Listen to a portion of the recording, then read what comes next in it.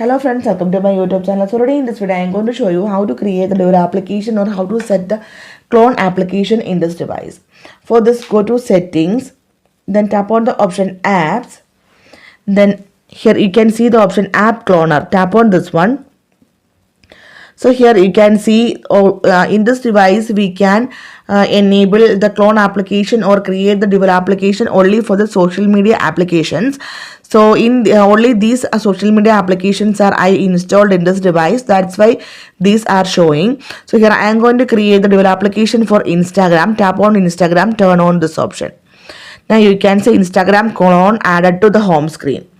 So if you want to rename the cloned application name, you can easily rename. Okay, otherwise leave it.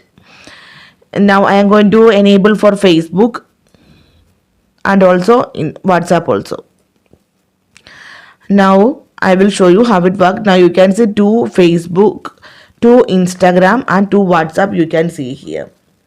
So simply in this way you can create the developer application or clone applications in this device. So hope you guys enjoy this video. Thank you for watching. Thank you. Bye bye.